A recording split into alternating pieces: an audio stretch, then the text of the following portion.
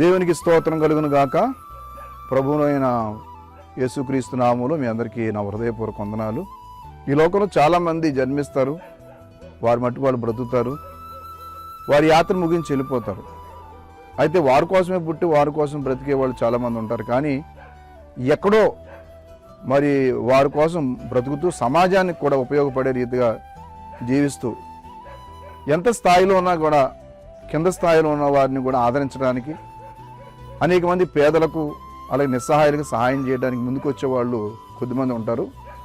అటువంటి కోవలోనికి వచ్చే మరి ఆదర్శప్రాయమైన దంపతులుగా రాజమండ్రికి కొంచెం దూరంలో ఒక మారుమూల గ్రామంలో పుట్టినా కానీ అనేక ప్రాంతాల్లో మరి ఎక్సైజ్ దాంట్లో ఉద్యోగం చేసి అనేక పదవులు రాజకీయంగాను అలాగే సామాజికంగా కొన్ని పదవులను చేసి కూడా దేవుని యొక్క ప్రేమను బట్టి క్రీస్తు ప్రభు వారు మా కోసం ప్రాణం పెట్టారు కాబట్టి మాకున్న ఆస్తుపాస్తులు ఈ లోకంలో అవి తాత్కాలికమే కానీ అవి శాశ్వతం కాదని, ఈ శాశ్వతమైన రాజ్యం కొరకు మరి జీవించాలనే ఉద్దేశంతో కొంతమందికి ఉపకారం చేస్తూ, మరి ఈ రోజుల్లో చాలామందికి ఆస్తులు ఉంటాయి, ఆస్తులు ఉన్నా కానీ ఎవరికి 5 పైసలు సాయం చేసి దానగుణం అయితే ఉండదు. కానీ ఇక్కడ కూర్చున్న మరి వీరిద్దరూ ఒక ఆదర్శమైన దంపతులని చెప్పాలి.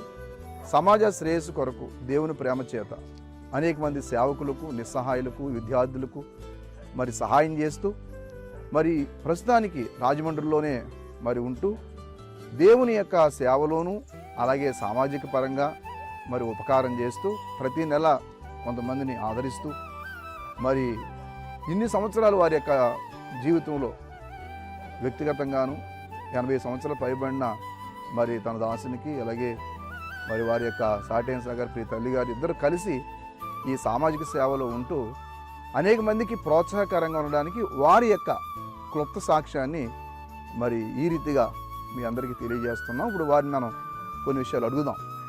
సార్ నమస్కారం.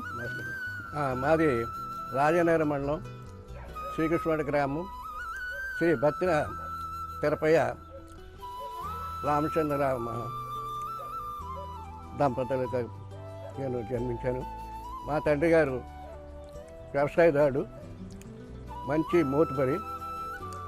ఈ గ్రామంలో ఆయన అంటే ఎవ్వరూ సరే ఆయనకి నమస్కారం పెట్టి వెళ్ళవలసిందే. ఆయనకి అందరూ గౌరవంగా చూసేవారు. ఆయన కూడా అనేకమైనటువంటి పేద ప్రజలకి సహకారం చేసేవారు. ఆ రోజుల్లో పూరి గుడిసెలు ఉండేవి.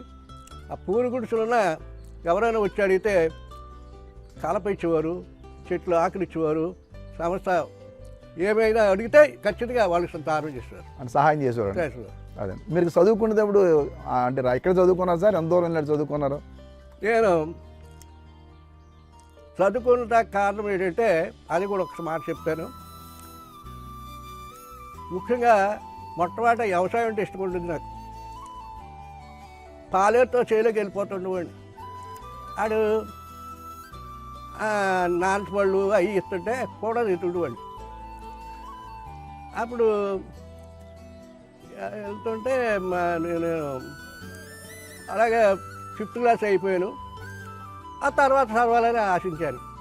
అప్పుడు వారికి చదువుకోవాలని ఉద్దేశం లేదు. అప్పుడు నేను చదువు మీద ఆశ పుట్టింది. అప్పుడు సోదరుడు బత్తిన సత్యానంద గారి సహకారంతో నేను స్కూల్లో రోదన్ హై స్కూల్ రాజమండ్రి నుంచి జాయిన్ అయ్యాను. సార్ తర్వాత ఉద్యోగ ప్రయత్నాలు ఎలా చేశారు సార్? ఉద్యోగ ప్రయత్నంలో నాకు ఎక్కువగా నా కృషే, కానీ బత్తిన సుబ్బారావు గారు మాత్రం నాకు సహకారం చేసేవాడు. ఒకసారి నాకు ఎన్నో మనుషులు ఎగ్జిక్యూటివ్ ఆఫీసర్ వచ్చింది. దానికి 5,000 కట్టాలన్నారు. అప్పుడు నేను దానికి వెళ్ళి 5,000 కట్టమంటున్నారు, ఏం చేయమంటారని అడిగాను. మనం డబ్బులు కట్టబెట్టాయా కట్టండి అల్లుదా ఉద్యోగం కానీ మానేసి. తర్వాత నాకు ఎక్సైజ్ డిపార్ట్మెంట్లో ఒక క్లార్క్గా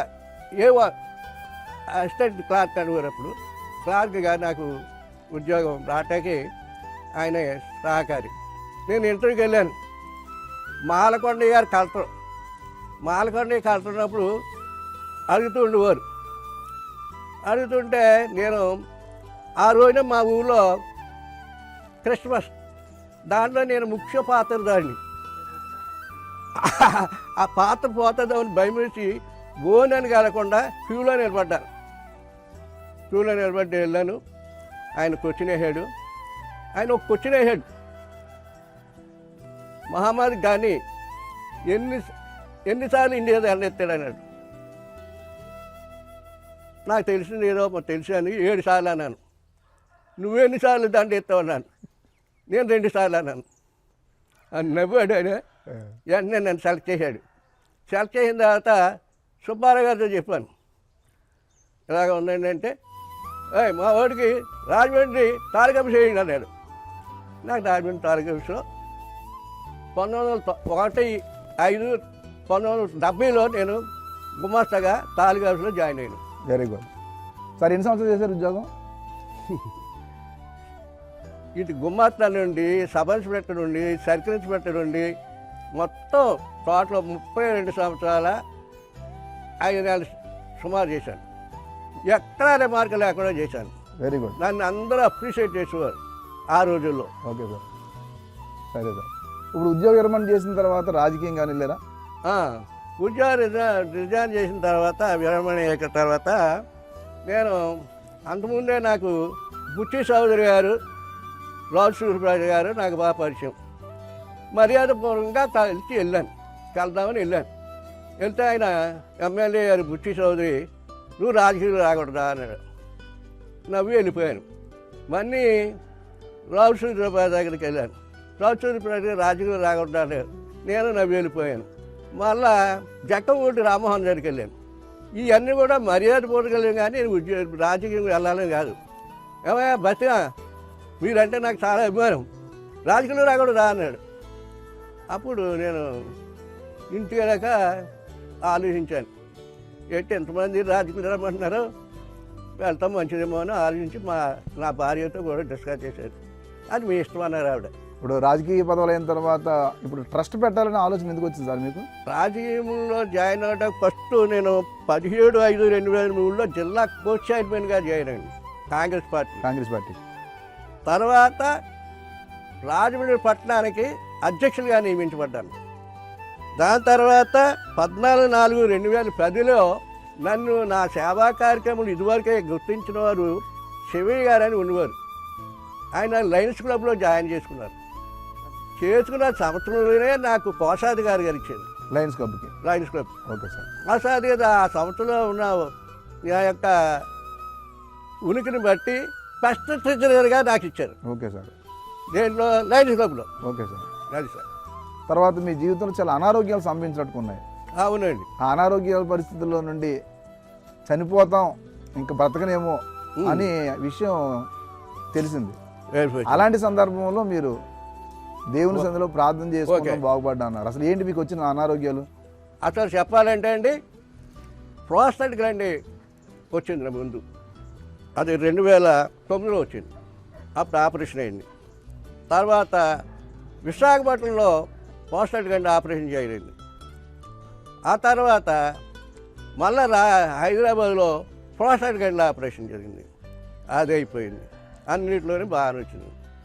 తర్వాత గ్యాస్ట్రిక్ పల్ప్స్, కడుపులో ఇంతంత గడ్డలు ఏర్పడ్డాయి, ఇంతంత గడ్డలు. అప్పుడు ఎండోస్కోప్ స్పెషలిస్టు వీరాజు గారిని, పెద్ద వీరాజు గారిని విశాఖపట్నం, ఆయన అన్నాడు, బాబు నువ్వు చాలా కష్టం, నువ్వు బతకటం, నువ్వు వెంటనే హైదరాబాద్ వెళ్తావో, ఢిల్లీ వెళ్తావో, ఎక్కడికి వెళ్తావో నీ ఇష్టం, 15 రోజుల దాకా ఆపరేషన్ అయ్యేదాకా నువ్వు అన్నం తినకూడదు, 15 రోజులు లిక్విడ్ తాగాలన్నాడు. Okay sir. ఆ విధంగానే 15 రోజులు ఉన్నాను. అక్కడి నుంచి హైదరాబాదు 2013లో హైదరాబాద్ వెళ్ళాను. అక్కడ ఒమేగా హాస్పిటల్లో జాయిన్ అయ్యాను. ఒమేగా హాస్పిటల్ జాయిన్ అయితే టెస్టులు అని చేశారు. టెస్టులు అని చేశాక నీకు క్యాన్సర్ లేదన్నాడు.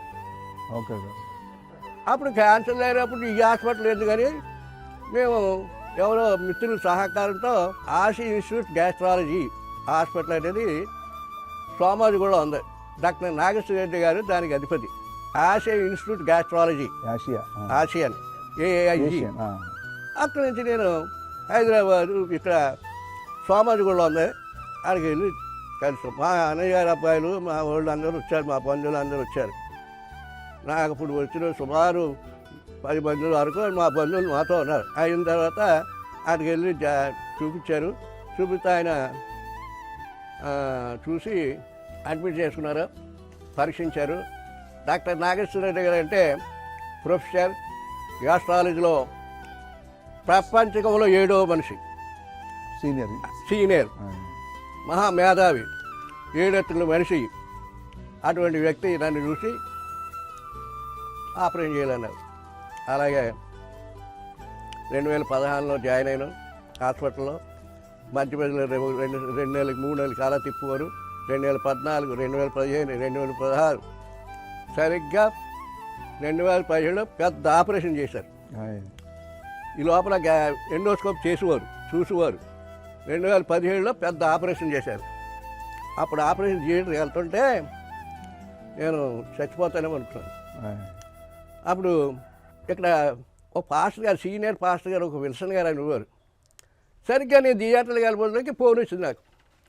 సెల్లో ఎలా పెట్టుకున్నాను, థియేటర్లో నన్ను తీసుకెళ్ళారు. ఆయన మా ప్రార్థన చేశారు. ప్రార్థన చేస్తాను బాబు అన్నాడు, చేశారు. అయిపోయింది. లోనికి వెళ్ళాక థియేటర్లోకి వెళ్ళిపోయాను. ఒక 20 మంది డాక్టర్లు ఉన్నారు. తర్వాత నాకు ఏమైతే తెలియదు. ఈ లోపల మా ఆవిడ ఎంటర్ అయిపోయింది.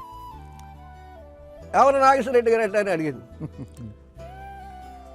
అందరూ ఆశ్చర్యపోరు. ఆయన నాగేశ్వర రెడ్డి దగ్గరికి వెళ్తాకే భయపడతారు అతను అంటే. అమ్మ నేను అన్నాడు ఆయన. అందుకే అయిపోయింది. ఆ ఆపరేషన్ సక్సెస్ అయింది. మేము 2013 తిరిగి, 14 తిరిగాం, 15 తిరిగాం, 16, 17తో ఆపరేషన్ అయింది. 2018లో ఒకసారి రండి టెస్ట్ చేస్తున్నారు. 2018 వెళ్ళాం, సక్సెస్ అయిపోయింది. 18లో నీకు ఏమీ లేదు, వెళ్ళిపోయాడు, రావద్దు అన్నాడు. వెళ్ళిపోయాడు. అక్కడ తప్పించుకున్నారు. అక్కడ ఆ గొడవ అయింది. దేవుడు ఆకాపాడు. అప్పుడు ఆ థియేటర్లో ప్రార్థన చేసుకున్నాను నేను. ప్రభా, నేను పెరిగితే నీ విశ్వాసంగా ఉంటాను, నీ సాక్షిగా ఉంటాను, అంతగా నేను ఏం చేయలేను, నన్ను బతికించాడు ఆయన. నన్ను ప్రార్థన చేశాడు. ప్రార్థన చేస్తే మనసులో ప్రార్థన చేసుకున్నాను, బయట కాదు. చుట్టూరు 20 మంది డాక్టర్లు, పెద్ద డాక్టరు. అది చేసుకున్నాక ఆయన అయిపోయింది, వచ్చేసాం. 2018 వెళ్ళామండి. మీరు నాగేశ్వర రెడ్డిని కలిశాను. మీరు హాస్పిటల్ రాకండి బాబు, మీకు అయిపోయింది, సక్సెస్ అయ్యావు, ఏమి లేదు. మేము కూడా ఎంతో ఆలోచించాం, కానీ మీరు ఈ రోజుని ఇంత సక్సెస్ అంటే అది నీ యొక్క ప్రార్థనా ఫలితం అని చెప్పారు. డాక్టర్ నాగేశ్వర రెడ్డి గారే స్వయంగా చెప్పారు. దేవుని స్తోత్రం, దేవుని స్తోత్రం. తర్వాత రీసెంట్గా కూడా మరి పంటికి ఏదో వచ్చి క్యాన్సర్ వచ్చిందని చెప్పి అది కూడా చెప్పారు. అదండి. ఇవి 23/1/2021 సంవత్సరంలో మేము 50వ వివాహ మహోత్సవం జరుపుకున్నాం. అప్పుడు జరిపినప్పుడు ఘనంగా జరిగింది.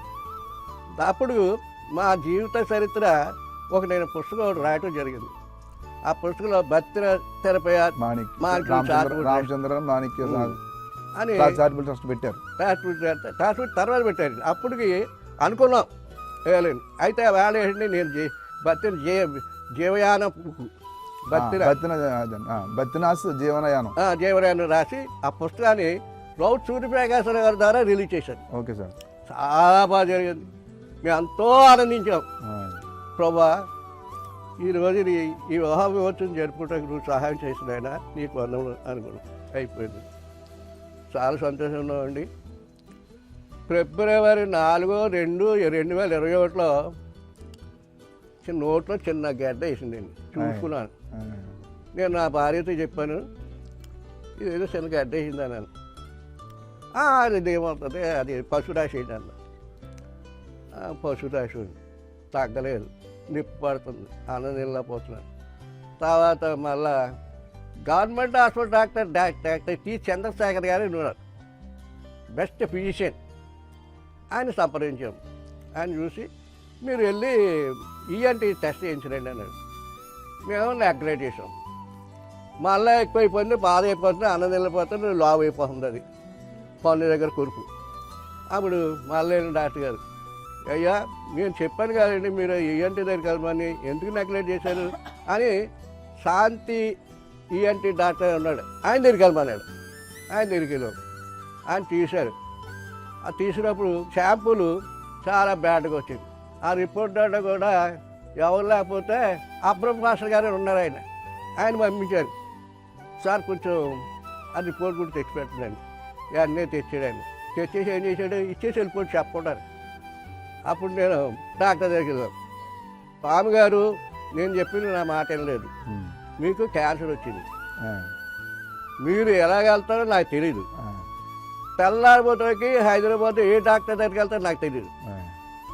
మీరు వెళ్ళకపోయి నెగ్లెక్ట్ చేశారంటే శరీరం అంతా వ్యాపించేస్తుంది.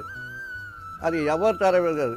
క్యాన్సర్ అంటే మీకు తెలిసేమనుకుంటున్నాను, సర్పంచ్ స్పెషల్ గారు చేశారు కదా, మీకు తెలిసేది అనుకుంటున్నాను నేను అన్నాను. అవును సార్.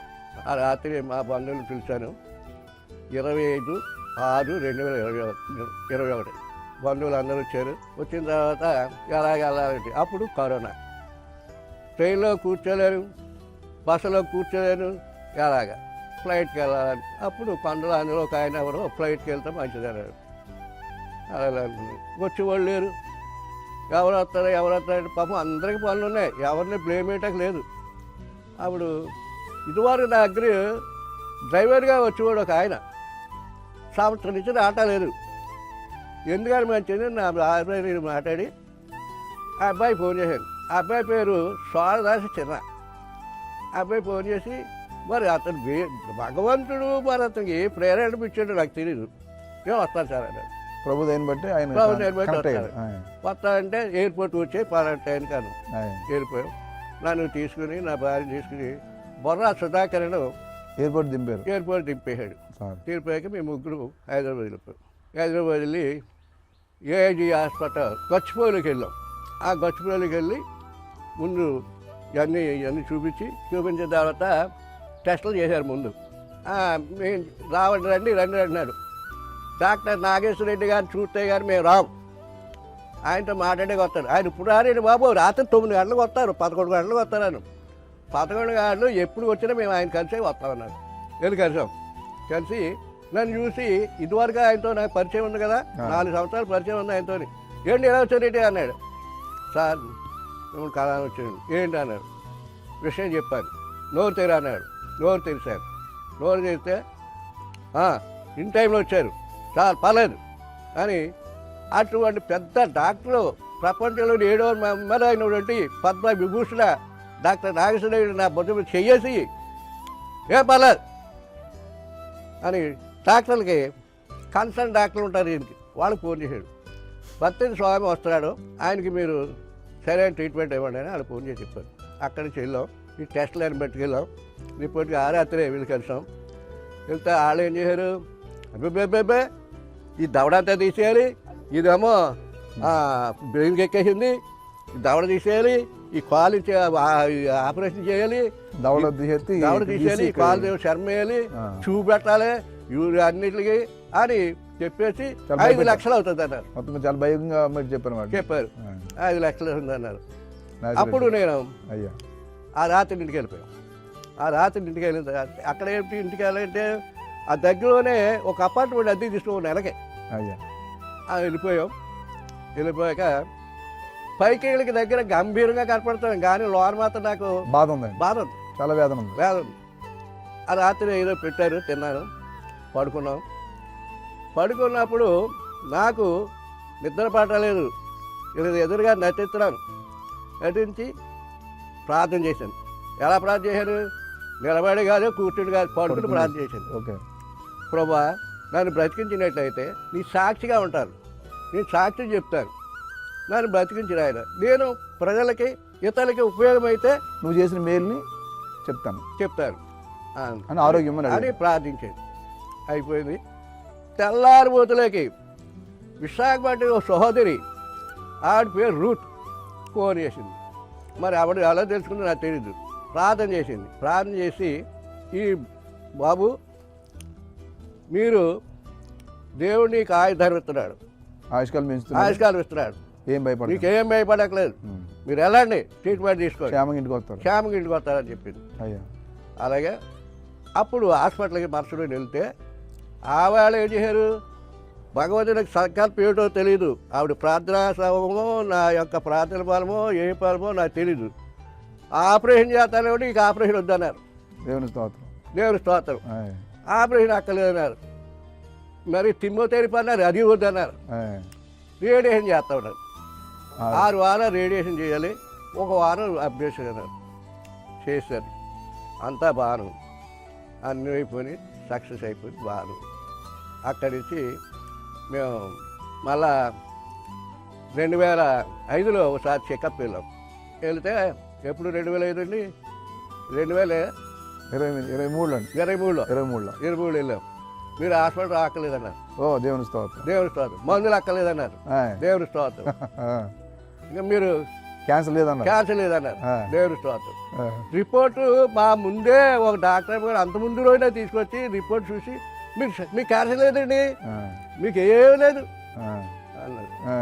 ఎంతో సంతోషించాం. దేవుని అక్కడే చాలా దేవుని స్తుతించారు. ప్రార్థన చేస్తున్నాం. దేవుని స్థుతించారు. అది ఆ క్యాన్సర్ యొక్క ఆ దాని నుండి విడుదల పొందారు. రక్షిస్తుంది. దేవుడు తన రక్తంతో కడిగినమ్మా. కానివ్వండి, దేవుడు నన్ను శుద్ధిగా చేశాడని నేను విశ్వసిస్తున్నాను. Very good. దేవుని అది. స్తోత్రం సార్. దేవుని స్తోత్రం. ఇప్పుడు ట్రస్ట్ పెట్టారు కదా.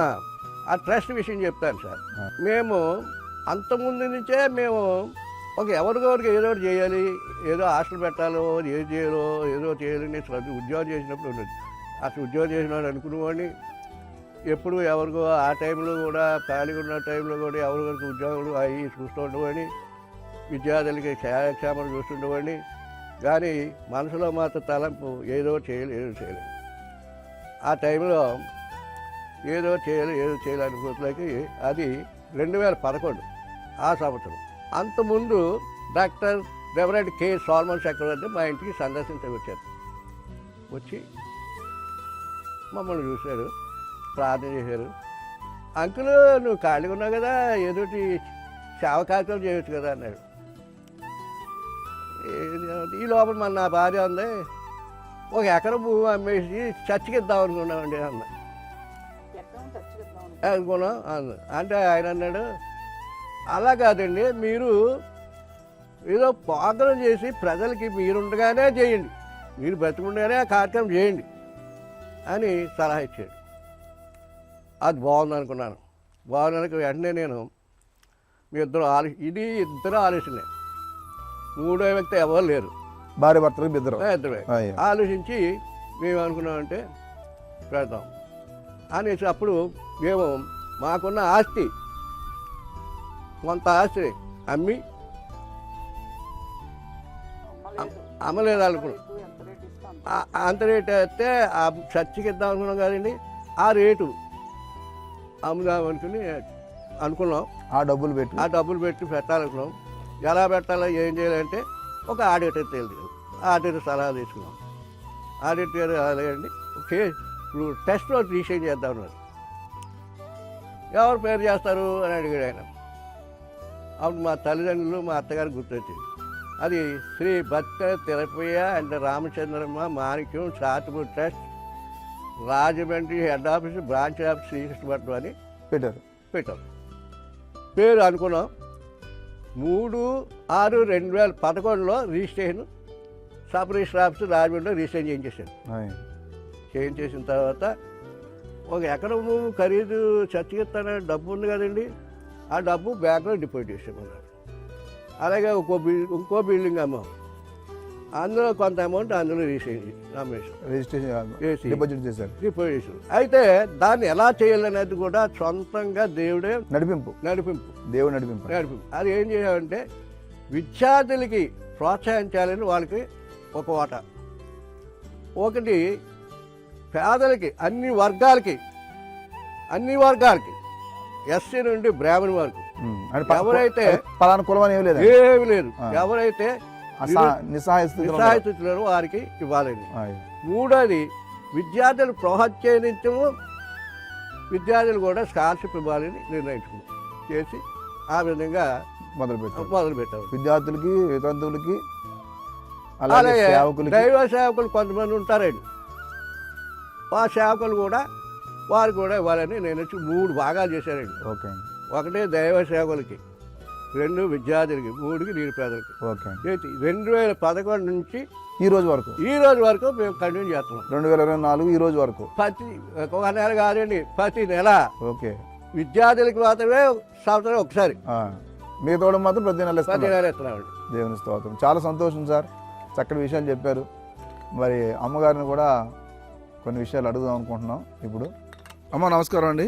నమస్తే అండి. అమ్మ మీరు రాజమండ్రి పక్కన శ్రీకృష్ణపట్నం అన్నారు కదా, అమ్మగారు ఆ భక్తి జీవితంలో బట్టి దేవుళ్ళు ఎదుగుతూ ఇప్పుడు స్వామి గారు బత్తిన స్వామి గారు సతీమణిగా మరి మీ సాక్ష్యం చిన్న మాట ఏమైనా చెప్తారా? దేవుడు మీ జీవితంలో చేసిన మేలు, అలా మీకు ఎదురొచ్చిన దుఃఖ సమయాలు, మీకు కన్నీటి సమయాలు ఉంటాయి. ఉద్యోగంలో 32 సంవత్సరాల పైనే వారితో పాటు ఆయా ప్రాంతాలు తిరిగారు. జీవితంలో ఎన్నో కష్టాలు కూడా మీరు అనిపించారు. మీకు కూడా చాలా అనారోగ్య సమస్యలు ఎదురొచ్చాయి అని విన్నాం. మరి మీ సాక్ష్యం కూడా క్లుప్తంగా చిన్న మాట చెప్తారా?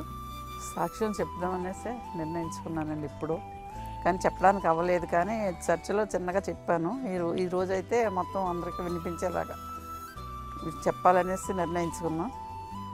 ఏంటంటే నేను చిన్నప్పుడు మా అమ్మగారికి ఒక్కదాన్ని అమ్మాయిని. అమ్మగారు నన్ను చాలా గారాబంగా పెంచారు. తర్వాత మాది ఉమ్మడి కుటుంబం. మావయ్య గారు అంటే అమ్మ పేరు మామయ్య గారు బత్తిన సత్యానంద గారు.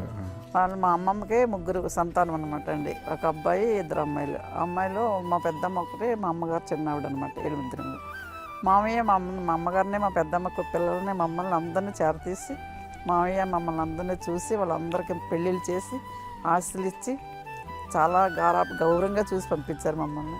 తర్వాత నేను చదువుకు ముగించిన తర్వాత ఇప్పుడు మాకు దగ్గర సంబంధమే మామయ్య అవుతారు. ఆయన్ని మామయ్య అమ్మ కలిపి మాట్లాడుకుని వివాహం చేశారన్నమాట. వివాహం చాలా ఘనంగా చేశారు. తర్వాత కట్నం కూడా అందరికన్నా ఎక్కువ ఇచ్చి కట్నం ఇచ్చి పెళ్లి చేశారు. అదండి దగ్గర సంబంధం కట్నం బాగా ఇచ్చారు. సరే అండి. తర్వాత అంటే నేను అమ్మకి ఒక్కదాన్ని అవ్వడం వల్ల మామయ్య నన్ను చాలా బాగా చూసేవారు అనమాట. అమ్మ కూడా అలాగే గారాబంగా చూసేది. తర్వాత అంటే ఇంకా వివాహం అయిపోయిన తర్వాత అయ్యనే నాకు 2 సార్లు అబార్షన్ అయిందండి. తర్వాత అపెండిసైటిస్ ఆపరేషన్ అయింది. అయితే అప్పుడు పెద్దగా నాకు అంతగా తెలియదు కానీ చేశాను. ఆ తర్వాత డబల్ టైఫాయిడ్ వచ్చిందండి. పచ్చకామర్లు వచ్చాయండి. పెళ్ళి అయిన తర్వాత ఇవన్నీ వచ్చాయన్నమాట అండి. వచ్చిన తర్వాత ఆ టైంలో నేను చాలా సిక్ అయిపోయాను. సిక్ అయిపోతే అమ్మ కన్నీటి ప్రార్థన చేసేవారు అనమాట అండి. అమ్మ ఒక్క బిడ్డని ఇచ్చావు, ఆ బిడ్డకి సంపూర్ణ స్వస్థి అనేసి అమ్మ ప్రార్థన చేసుకునేవారు. అది అలాగ అయిపోయిందండి. తర్వాత ఈయన తాలూకా ఆఫీస్ క్లర్క్గా చేసేటప్పుడు అమ్మ ఇంకా మాతోనే ఉండడం. ఈయనకు ప్రమోషన్ వచ్చిన తర్వాత, ఎస్ఐ ప్రమోషన్ వచ్చిన తర్వాత ఇక ఒక్కదాన్ని ఇంట్లో ఉంటున్నాను అనేసి అమ్మని తీసుకొచ్చేసి మా దగ్గరే పెట్టుకున్నాను. అప్పటి నుంచి మా అమ్మ మాతోనే ఉన్నారనమాట. మాతోనే ఉండి ఆవిడ మమ్మల్ని మంచి చెడ్డ అంతా చూసుకుంటూ ఉండేవారండి. ఎక్కువ ఈయన రేడ్స్కి వెళ్తూ ఉంటే అమ్మ ఎప్పుడు ఈయన వచ్చే వరకు ప్రార్థనలో ఉండేవారు అనమాట అండి. 2 చేతులు పైకెత్తేసి ప్రార్థన చేస్తూ ఉండేవారండి ఎప్పుడు. అలాగా ప్రార్థన ఫలితమే మమ్మల్ని ఈ రీతిలో ఉంచిందనమాట అండి. ఇలాగ అయిందండి. తర్వాత ఏమో నాకు ఈ అబార్షన్ టైంలో కొంచెం అబార్షన్ టైంలో చాలా కష్టపడ్డాను. 2సారి చాలా బాధ వేసి చచ్చిపోతాను అనుకున్నారండి. కానీ దేవుని ఉచితమైన కృపను బట్టి ఎలాగో బ్రతికానండి. బ్రతికిన తర్వాత మళ్ళీ గర్భం రాకపోతే నేను ఇంటి 2 సార్లు అబార్షన్ అయింది కదా, మళ్ళీ ఏమన్నా ప్రాబ్లం వచ్చిందేమనేసి హాస్పిటల్కి వెళ్ళాను అనమాట అండి. వెళ్తే అంతా బాగానే ఉంది, బాగానే చెప్పేవారు కానీ ఇంకేది అయ్యేది కాదనమాట అండి. అవ్వకపోతే ఎలాగ ఉందనేసి చాలా హాస్పిటల్స్ తిరిగితే అన్నీ బాగానే ఉన్నాయనివ్వరండి. మరి ఇలాగ నా 2 సార్లు అబార్షన్ అయిందండి అంటే దానివల్ల ఏదన్నా ప్రాబ్లం వచ్చిందేమో అనేసి వైజాగ్ వెళ్ళిన తర్వాత తెలిసిందనమాట అండి. వైజాగ్ వెళ్తే డాక్టర్ గారు ఆపరేషన్ చేయాలన్నారండి. ఒక డాక్టర్ మన గిలియమ్స్ చేయాలన్నారు. అంటే అది పెద్ద ఆపరేషన్ అనమాట అండి. అప్పుడే చాలా వేలు అడిగారండి. ఆయన మామయ్య అక్కడ ఒక మామయ్య ఉండేవారండి. ఆయన పట్టుబట్టి ఆపరేషన్ చేయించారండి. అది సక్సెస్ కాలేదన్నమాట అండి. సక్సెస్ కాకపోతే చాలా 2-3 సంవత్సరాలు చూసిన తర్వాత ఇది కూడా అవ్వట్లేదంటే మరలా వైజాగ్లోనే రామకృష్ణ రాజు గారు అనేసి అండి ఆయన దగ్గరికి వెళ్ళాము. ఆయన అంతా ఫేమస్ అని చెప్తే ఆయన దగ్గరికి వెళ్తే ఆయన ట్యూబ్ బ్లాక్ అయిందని చెప్పారండి. ట్యూబ్ బ్లాక్ అయితే ఇంకా పిల్లలు పుట్టరు కదా అనేసి అనుకున్నాం. అయినా ఆపరేషన్ ఉంది, ఆపరేషన్ చేస్తానన్నారన్నమాట అండి. ఆపరేషన్ చేస్తానంటే ఆపరేషన్ చేశారండి. చేసిన తర్వాత మాకు తెలీదు, 2 వారాలు పోయిన తర్వాత రమ్మన్నారు. 2 వారాలు పోయిన తర్వాత రమ్మంటే 2 వారాలు పోయిన తర్వాత వెళ్ళలేకపోయామండి. 3వ వారంలో వెళ్ళాం. అప్పుడు ఈయన పెద్దాపురం ఎస్ఐ అనమాట అండి. అప్పుడు ఎందుకు కొన్ని కారణాల వల్ల వెళ్ళలేకపోతే 3వ వారంలో వెళ్తే చూసారండి. ఆ చూపు మామూలుగా తీసేస్తారంటే వచ్చేస్తుందట, కానీ అలా రాలేదన్నమాట అండి. రాకపోతే మళ్ళీ ఆపరేషన్ చేయాలన్నారండి. ఆపరేషన్ చేయాలంటే ఆపరేషన్ చేసేటప్పటికి ఆ చూపు వెళ్ళి యూరిన్ బ్లాడర్ అంటుకుందటండి.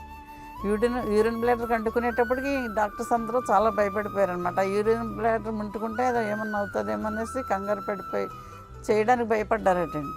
అయినా మరి ఇంకా అలా ఉండిపోతే ప్రమాదం కదా అనేసి చేసేటప్పటికి ఆ టైంలో మళ్ళీ చూపెట్టారు. ఆ చూపెట్టడం సరైన పద్ధతిలో పెట్టలేదటండి. అప్పుడు చాలా బాధపడ్డాను, కేకలేసేయడం అనమాట అండి. అరవడం హాస్పిటల్లో పక్క వాళ్ళందరూ అన్నారు ఇవి డెలివరీ అవ్వలేకపోతుందేమో, కాన్పుకూరండి ఇది కష్టపడుతుంది అనుకునేవారంటండి. మా ప్రక్కన ఒక ఆవిడ ఉండేదండి, కన్వర్ట్ క్రిస్టియన్ అటండి, నాకు తెలియదు ఆవిడైతే. ఆవిడ వచ్చి ఏమ్మా ఏంటంటే నేను రేపు సూర్యోదయం చూస్తానండి అని అడిగాను అనమాట. అందరూ అయితే ఆశలు వదిలేసుకున్నారండి. అయితే అమ్మ మీరు బ్రతుకుతారు, మీరు అలాంటి అధైర్యపడకండి అని చెప్పండి. ఆవిడ చేతికి సెలైన్ పెట్టుకున్నారండి. ఆ సెలైన్ సూది అలా పెట్టుకున్న దగ్గరికి వచ్చండి. తన తలతో నా కడుపు మీద సిలువ వేసండి, ప్రభా ఈ బిడ్డను యవనస్తురాలు, ఈ బిడ్డ నుంచి నన్ను తీసుకొని ప్రార్థన చేస్తుందండి ఆవిడ. అలా 2-3 రోజులు అలాగే అయిపోయిందండి. ఇక 3వ రోజున మరీ కేకలేస్తుంటే డాక్టర్స్ వచ్చేవారు కాదండి నా దగ్గరికి, వెళ్ళిపోయేవారండి. వెళ్ళిపోతే ఇంకా ఇలాగే బాధపడుతుంటే ఒక ఆవిడ పెద్ద నర్సు అనమాట అండి. ఆవిడ వచ్చి అన్నారు ఏంటి ప్రాబ్లం అని కాసేపు చూసారన్నమాట అండి. చూసేటప్పటికి ఇలాగ అప్పుడు డాక్టర్స్ దగ్గరికి వెళ్ళి అమ్మాయికి ముందు ఆవిడ ఇంకొక నెలలో రిటైర్డ్ అయిపోతుందటండి. రిటైర్డ్ అయిపోతే అప్పుడు ఆవిడ చూపు తీసేయమన్నారనమాట. అప్పుడు చూపు తీసేసిన తర్వాత యూరిన్ 2 బాటిల్స్ వెంటనే అయిపోయిన తర్వాత అప్పుడు నెమ్మది. దీనికి ముందు ఏంటంటే మేము ఆపరేషన్కి ముందు వచ్చేటప్పుడు ఒక బ్రాహ్మణ్ అనమాట అండి, ఒక ఆవిడ స్టాఫ్ నర్సు, ఆవిడ వచ్చి ఏంటమ్మా ప్రాబ్లం అంటే ఇలా మన యేసు ప్రభు గొప్పవాడు కదా, ఆయన నమ్ముకోవాలి, కానీ మళ్ళీ ఈ ఆపరేషన్లు ఎందుకు, మీరు ఇన్ని ఆపరేషన్లు ఏమి అంటున్నారు కదా, ఎవరు గాడితో ఎవరు మాట్లాడారు అని అడిగిందనమాట అండి. అడిగితే బిలాం అని చెప్పానండి. బిలాంతో గాడితో మాట్లాడి బిలాము దేవుడు నీతో మాట్లాడా అని ఒక వాక్యం చెప్పి నాకు చెప్పిందను. అయినా ఆ మాట నాకు ఎంతసేపు ఇంకా పిల్లలే కావాలన్న ఆతృతతో ఇక ఆపరేషన్ చేయండి, కానీ అది కూడా సక్సెస్ కాలేదు. అయినా దేవుడు మహా ఉచితమైన కృపను చేర్చా నేను ప్రార్థన చేసుకునేదాన్ని అనమాట అండి. ప్రభువా జ్ఞానం గర్భఫలము నాకు మరి ఎందుకో నేను చేసిన పొరపాట్లు అతిక్రమం తెలియదు, నన్ను క్షమించి నుంచి ఒక బిడ్డను అనుగ్రహించు, జ్ఞానము వివేకము సౌందర్యం గల బిడ్డను ఒక బిడ్డను ఇవ్వు ప్రభు అని ప్రార్థన చేస్తున్నాను.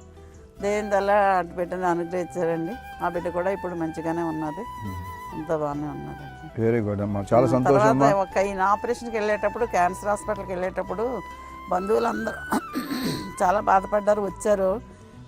మేము వెళ్ళి ఆపరేషన్కి వెళ్ళి హాస్పిటల్కి వెళ్ళి కూర్చుంటే డాక్టర్స్ 4 ఇలాగ క్యాన్సర్ అని చెప్పేటప్పటికి 4-5 డాక్టర్స్ వచ్చేసారండి. వచ్చేసి మీకు ఆపరేషన్ చేయాలి, దవడంతా పోతుందేమో, తర్వాత ఎముక్కు పట్టేసింది, అలా ఇలాగని అన్నీ మమ్మల్ని భయపెట్టారండి. అప్పుడు నేను ఆలోచించి మేము నాగేశ్వరరెడ్డి గారితో కలిసి చేయించుకుంటామండి. ఇలాగ టెస్టులు చేయమన్నారు. టెస్టులు కూడా చేయించమండి, నాగేశ్వరరెడ్డి గారు ఎప్పుడు అప్పుడే ఆయన కనపడి చేయించుకుంటామండి అని చెప్పానమాట. నాగేశ్వరరెడ్డి గారు ఇప్పుడే రారు, ఒకళ్ళ తర్వాత ఒకళ్ళు 4 కౌన్సిలింగ్ ఇచ్చేవారండి మాకు వచ్చి.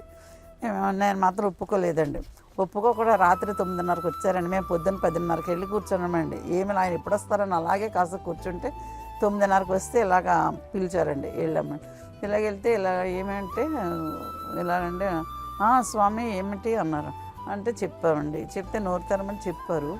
చెప్పిన తర్వాత నోరు తెరిసిన తర్వాత ఇన్ టైంలో వచ్చారు, ఏం పర్వాలేదు అని డాక్టర్స్కి ఫోన్ చేసి స్వామి నాకు కావాల్సిన వాడు జాగ్రత్తగా చూసుకోండి. 3 డాక్టర్స్ ఫోన్ చేస్తారండి.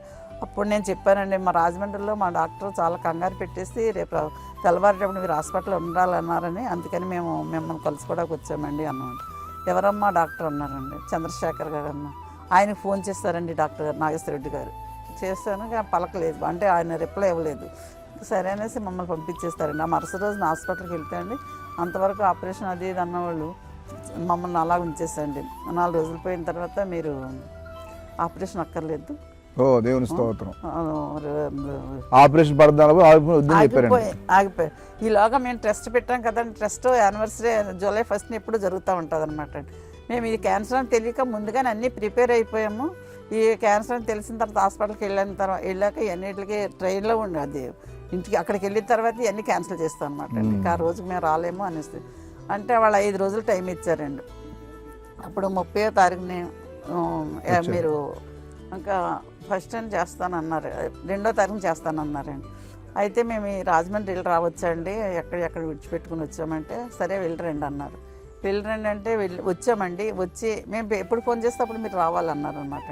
అయితే పర్లేదు ఇంకా అన్నీ రెడీ చేసుకుని వెళ్ళాం కనుక మాకు కష్టం అనిపించలేదు. అందరికి మళ్ళీ వచ్చాం, మేము చేసేస్తున్నాము, అన్నీ వచ్చేయండి అందరం అని చెప్పేస్తే ఆ రోజు వచ్చారండి. అంతా అన్నీ సర్దేసుకున్నాం, అన్నీ అయిపోయిన తర్వాత ఫంక్షన్ 1వ తారీఖున అనమాట వచ్చామండి. అప్పుడు వస్తే దారిలోకి వచ్చాడు ఫోన్ వచ్చింది, మీరు రేపు ప్రొద్దున 10 గంటలకల్లా మీరు హాస్పిటల్లో ఉండాలన్నారు. 2వ తారీఖు 1st తారీఖు ప్రోగ్రామ్ అంతా అయిపోయిందండి. సాయంకాలం బయలుదేరి హాస్పిటల్కి వెళ్ళిపోయామండి 2వ తారీఖు. అప్పుడు వెళితే మాకు ఫస్ట్ వెళ్ళినప్పుడు ఇది కరోనా గురించి చాలా బాధపడ్డామండి. బాధపడి రూమ్స్కి వెళ్ళడానికి అప్పుడు రాజా ఫోన్ చేసి అమ్మ కరోనా టైంలో హాస్టల్స్లో ఉండడం మంచిది కాదు అని అతను గెస్ట్ హౌస్కి ఫోన్ చేసండి గెస్ట్ హౌస్ ఇప్పించాడు అనమాట అండి. ఆ 4 రోజులు అక్కడ ఉన్నామండి. ఆ తర్వాత చిన్న వాళ్ళ భార్యను కూడా తీసుకొచ్చాడండి. తీసుకొచ్చిన తర్వాత వాళ్ళ ఇల్లు అక్కడ హాస్పిటల్ దగ్గరలో తిరిగారండి. తిరిగితే ఒక అపార్ట్మెంట్ ఫ్లాట్ ఒకటి తీసుకున్నాం అనమాట. ఆ ఫ్లాట్లో ఉన్నాం 6 వారాలు. ఇక మేము రోజు ప్రార్థన చేసుకుంటూ ఉండేవాళ్ళం అండి. రూత్ గారు అని ఒక ఆవిడ సేవకురాలు, ఆవిడ మేము అడగపోయినా సరే మేము తయారయ్యేటప్పటికి రోజు ప్రార్థన చేసేవారండి. ఆవిడ ప్రార్థన చేసి పంపించేవారు అనమాట అండి. అలాగ 6 వారాలు అయిపోయిందండి. 7వ వారం అబ్జర్వేషన్లో పెట్టారండి. పెట్టిన తర్వాత ఇంకా బాగానే ఉందని మళ్ళీ 6 వారాలు పోయిన తర్వాత రమ్మన్నారండి. 6 వారాలు పోయిన తర్వాత వెళ్ళామన్నమాట అండి. వెళ్ళి మళ్ళీ అన్ని టెస్టులు చేశారండి. టెస్టులు చేసి మేము మరుసటి రోజున వెళ్ళి కూర్చున్నమాట అండి. డాక్టర్ అమ్మ గారు మమ్మల్ని పిలిచారనమాట. ఇంకా రిపోర్ట్ రాలేదండి నన్ను. ఆవిడే వెళ్ళిపోయి రిపోర్ట్లు పట్టుకుని వచ్చేస్తారండి. రిపోర్ట్లు పట్టుకుని వచ్చేసి ఆవిడ పేరు సుజనా ప్రియ అనమాట అండి. ఆవిడ పిలిచి అన్నారు మీకు క్యాన్సర్ లేదు అని ఇలాగే చెప్పారనమాట. క్యాన్సర్ లేదు, క్యాన్సర్ కణాలు చచ్చిపోయినాయి అని ఇలాగే చెప్పారనమాట అండి. ఆవిడ ఎంతో సంతోషంగా మాకు ఇంకా ఆ రోజు నాకు ఎంత ఆనందం అంటే చాలా గొప్ప దేవుడు కార్యం చేశాడు మా పట్ల, దేవుడు మా ప్రార్థన విన్నాడు అనేసి అప్పుడే ఇంకా దేవునికి అక్కడే కృతజ్ఞతలు చెప్పుకుని మేము బయటకు వచ్చాము. దేవుని స్తోత్రం. దేవుని దేవుళ్ళ మా ఇన్ని కష్టాలు వచ్చినా ఇన్ని బాధలు వచ్చినా చాలా కష్టాలు పడ్డామండి. మధ్యలో చాలా అవమానాల పాలయ్యాము, అన్నీ జరిగినాయి. కానీ అన్నింటిలో కూడా జయం ఇచ్చాడండి. ఇందులోనే మేము మమ్మల్ని బయటకు లాగాలని చాలామంది చూస్తారు, కానీ బయటకు వెళ్ళకోకుండా ఇంట్లో ఉండి అన్ని సాల్వ్ చేసుకునేటట్టు ప్రభు సాయం చేశారు, కృప చూపించారు. అంటే క్రీస్తు ప్రభు మళ్ళీ ఎప్పుడు సిగ్గుపడలేదు. దేవుని మహా ఉచితమైన కృపను పెట్టండి. ఈ రోజుని ఇలా సాక్ష్యం చెప్పడానికి ఇలా కూర్చున్నానంటే అది దేవుని కృపేనండి. అది కేవలం. అందరికి వందనాలు.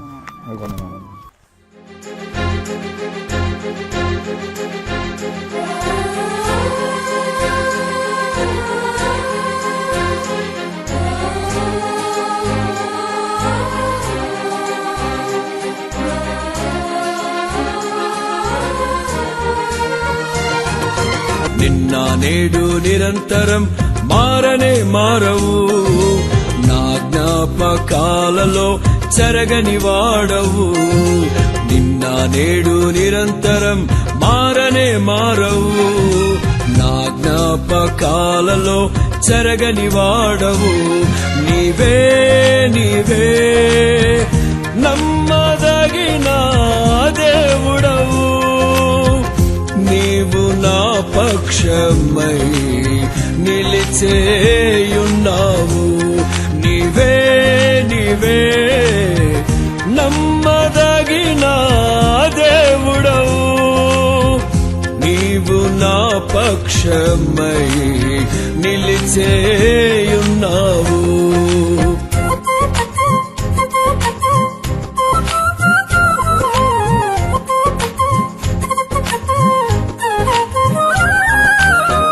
ప్రియమైన సోదరి సహోదరులందరికీ ఈ సాక్ష్యమైన మీ అందరికీ మా హృదయపూర్వక వందనాలు. మేము స్థాపించిన శ్రీ బత్తిన తిరుపయ్య రామచంద్రమ్మ మరియు మాణిక్యం చారిటబుల్ ట్రస్ట్ అనే ఈ వితరణ కార్యక్రమం చేసి ఈ ట్రస్ట్ మా ద్వారా స్థాపించబడింది. ఇది మాతో ఆగిపోకుండా మీ ఉన్నా లేకపోయినా ఈ కార్యక్రమాలు జరుగులాగా మేము ఆశపడుతున్నాం. దాని కొరకు మీ అందరి ప్రార్థన సహకారం కోరుతున్నాం. మీ అందరికి మా హృదయపూర్వక వందనాలు. యేసయ్యా నీ ప్రత్యక్షతలో బయలుపడనే శాశ్వత కృప నాకై.